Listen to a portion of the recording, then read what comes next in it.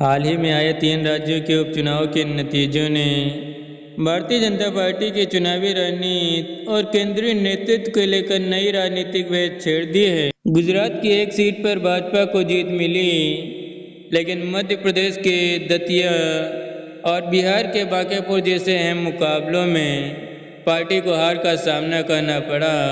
इन परिणामों के बाद राजनीतिक विश्लेषकों का मानना है कि यह केवल उपचुनाव की हार नहीं, बल्कि संगठन और नेतृत्व के सामने खड़े कई सवालों का संकेत भी है। विश्लेषण में कहा गया कि बिहार का चुनाव केवल एक विधायक चुनने का चुनाव नहीं था, बल्कि मतदाताओं की ओर से केंद्रीय नेतृत्व तक संदेश पहुंचाने की कोशिश भी माना जा सकता है। तर्क दिया गया कि जनता अब विकास, रोजगार, शिक्षा और पलायन जैसे मुद्दों पर अधिक जवाब चाहती है और राज्यों में प्रभावी नेतृत्व की उम्मीद रखती है।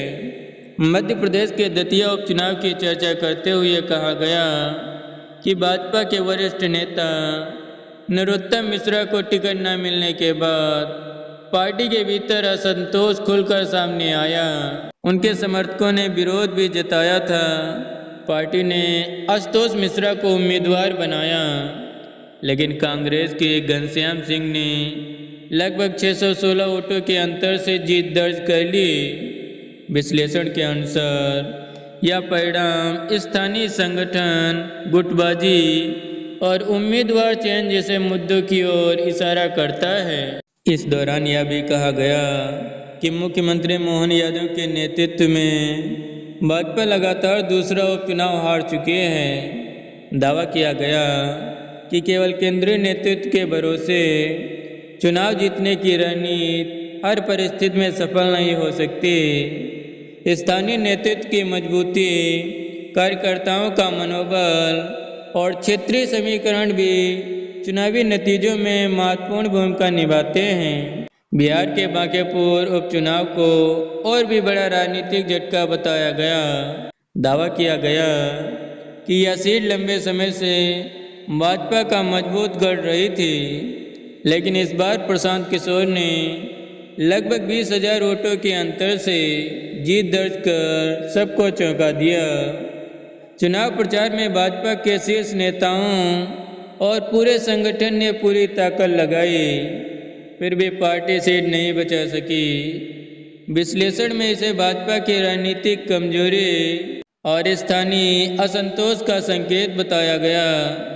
चर्चा में यह भी कहा गया कि भाजपा में मुख्यमंत्री और उम्मीदवारों के चयन में केंद्रीय नेतृत्व की भूमिका बेहद मजबूत रही है, लेकिन जब स्थानीय नेताओं की उपेक्षा होती है या संगठन के भीतर असंतोष बढ़ता है, तो उसका असर चुनावी नतीजों पर दिखाई दे सकता है। दतिया और बांकेपुर दोनों उपचुनावों को इसी दृष्टि से देखा गया। विश्लेषण के दौरान पूर्व प्रधानमंत्री इंदिरा गांधी, राजीव गांधी और डॉक्टर मनमोहन सिंह के कार्यकाल का भी उल्लेख किया गया।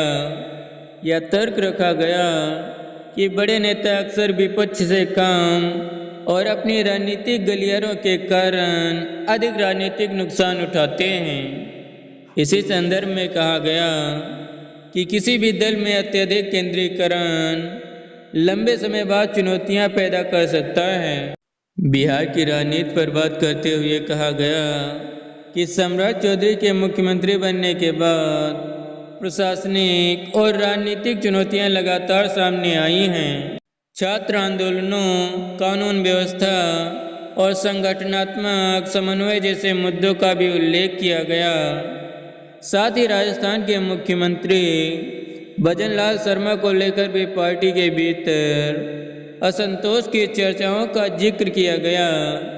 पूरे विश्लेषण का निष्कर्ष यह रहा कि केवल लोकप्रिय राष्ट्रीय चेहरों के सहारे हर चुनाव जीतना संभव नहीं होता। समय के साथ स्थानीय नेतृत्व, संगठन की एकजुटता, कार्यकर्ताओं का विश्वास और क्षेत्रीय मुद्दे अधिक प्रभावशाली बन जाते हैं।